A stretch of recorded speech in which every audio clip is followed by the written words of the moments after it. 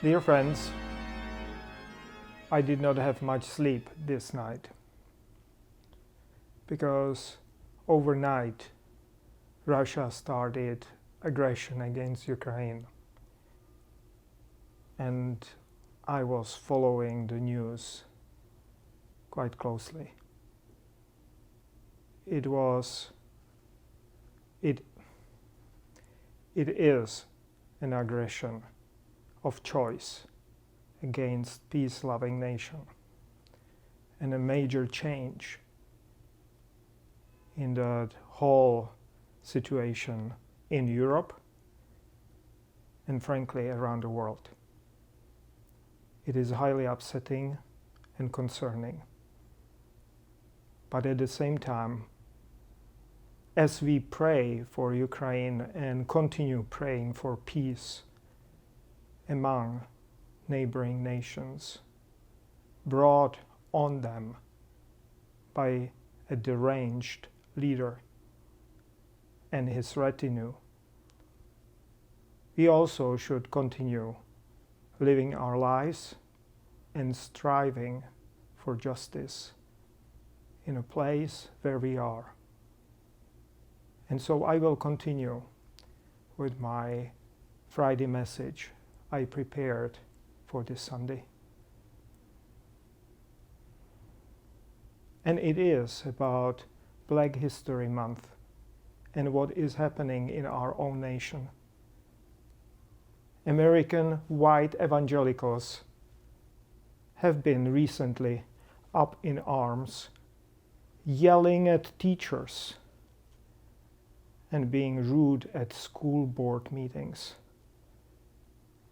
banning books from classrooms and school libraries, demanding gagging orders forbidding teachers to talk about race or LGBT issues. Dozens of innocent books have been banned already. And it did not stop at school boards. Oh no. There are now more than 150 legislative bills introduced in 38 states of United States that attempt to censor what teachers are allowed to say or to teach in their schools, in their classrooms. It is quite upsetting, but also, I must say, from the theological perspective, amusing. How come these racist fundamentalists don't know their Bibles? In the Bible, we have a story about censorship with a lesson they certainly should learn. In the book of Jeremiah, prophet Jeremiah 36, we hear how scribe Baruch wrote down Jeremiah's prophecy. King Jehoiakim, probably not able to read, asked it to be read to him. And as they were reading it, king would take a knife and cut it and burn it piece by piece. He burned the entire scroll. He thought that was the end of it. But God commanded Jeremiah, get another scroll and write it all the words that were in the original scroll, which the king burned. And so he took another scroll and gave it to his scribe, and he dictated to Baruch, recorded all that he has burned. Only this time it has been substantially expanded. So here you have it. Bible itself is teaching that burning of books and censorship are impotent and futile. And that is something you might not know about the Bible. and also a good news for all freedom-loving people everywhere. Freedom-loving, free consciousness-loving, free spirit-loving, freedom of speech-loving. And for us, in our context, any racist attempt to censor Black history will not succeed.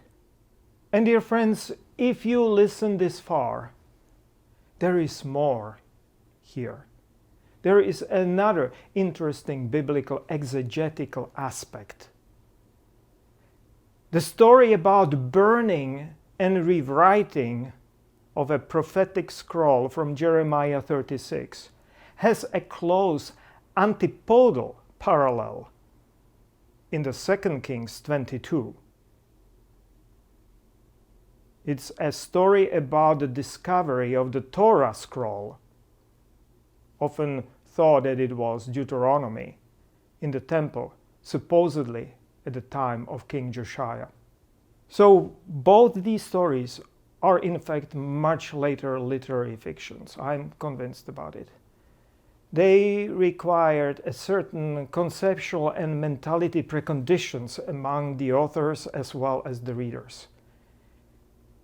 It could have been written and would have made sense to the readers only after they encountered and became familiar with Babylonian legal tradition, and especially after they experienced Persian administration and Persian culture. So this Persian setting after the time of Ezra and Nehemiah is to me terminus post quem. That means time after which it can happen, and possibly even much later, a moment for creation of these literary fictions.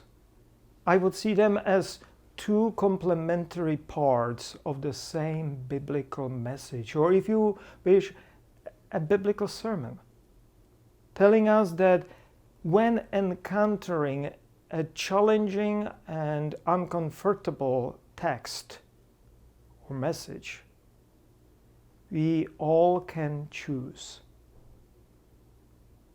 Do we want to be like Josiah, embracing that challenging text and learning from it, or be like Jehoiakim, burning it?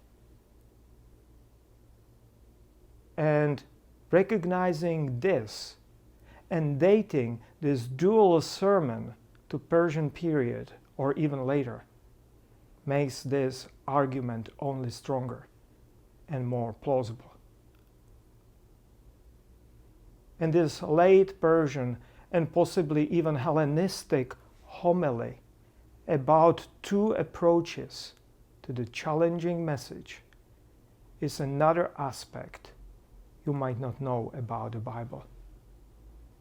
And being faced with challenges of our own history, I hope we will go with Josiah, embracing it and changing our behavior, and not like Jehoiakim, cutting it, burning it, and trying it to censor it.